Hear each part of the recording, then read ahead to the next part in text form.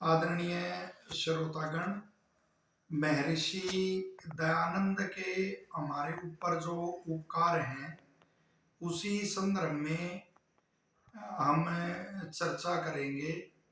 जैसे कि ईश्वर की जो सच्ची उपासना है उसके बारे में उन्होंने हमारे को बताया।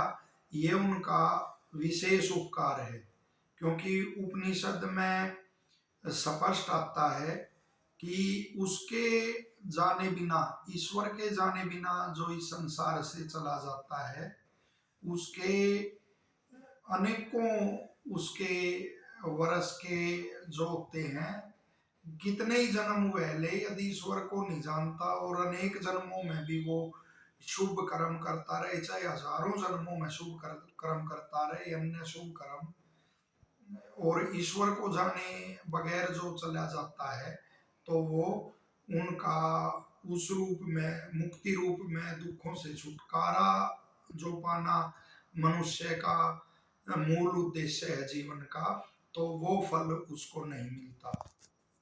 तो ऋषि दयानंद ने ईश्वर की सच्ची उपासना से हमारे को जोड़ा।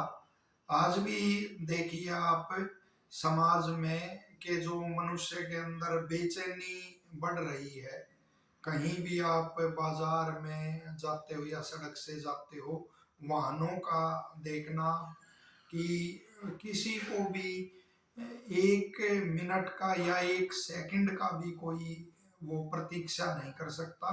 वो उससे आगे, वो उससे आगे, और इस तरह लगे हुए हैं। अन्य कार्यों में भी ऐसी बेचैनी देखने को मिलती है। साथ ही स्वार्थ का बड़ा भयंकर एक युग चला रहा है।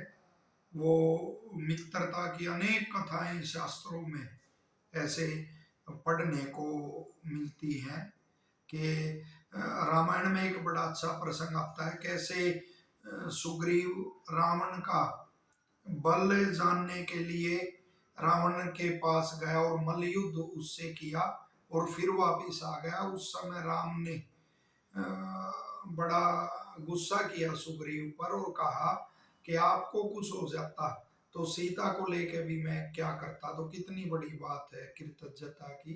तो वो स्वार्थ बड़ा भयंकर बढ़ता जा रहा है और कृतज्ञता को कोई नहीं मान रहा। तो इसी प्रकार के अवगुण समाज में बढ़ते जा रहे हैं, ठगी का, लोभ का, और एक दूसरे पे मिथ्या आरोप प्रत्यारोप का। तो ये ईश्वर की सच्ची उपासना छूटने के कारण है। तो ऋषि दयानंद जी ने जो गायत्री मंत्र, अनेक हजारों मंत्रों से ईश्वर की उपासना ऋषि लोग करते थे, लेकिन हमारे जैसे साधारण मनुष्यों के लिए गायत्री मंत्र वो दे के गए, वेद का मंत्र, और खाली ओम जो मुख्य ईश्वर का नाम है उससे भी उपासना का वो उपदेश अपने पास आने वाले को, जिज्ञासु को देते थे। और जो मिथ्या वो प्रचलित थे मंत्रों के नाम पर, ह्रीम श्रीम क्लीम, उनका ऋषि ने 11वें समोल्लास में, सत्यार्थ प्रकाश के 11वें समोल्लास में खंडन किया है। और सबसे बड़ी बात आप देखिए कि मंत्र तो होते ही वेद के हैं, वेद के ही मंत्र होते हैं, अन्य मंत्र नहीं होते, फिर भी वो मंत्र देते हैं ये ढोंगी गुरु। तो ये हैरानी की बात है, जब वेद के ही मंत्र होते हैं तो वो मंत्र कैसे हो गया, जो वेद में नहीं है वो कैसे दे रहे हैं। तो बड़ा पुरुषार्थ ऋषि जी ने किया और वेद के आधार पर ही, वेद के आधार पर ही अनेक मंत्र वो दे के, उनका उदाहरण दे के ऋषि ने सिद्ध किया कि देखो वेद भी कहता है कि ईश्वर को छोड़ के अन्य की उपासना ना करो। ईश्वर ही हमारे कल्याण के लिए कहता है कि मेरे को छोड़कर अन्य की उपासना तुम्हारे को नहीं करनी चाहिए, हमारे कल्याण के लिए कहता है। तो ये ऋषि का विशेष उपकार हमारे ऊपर है।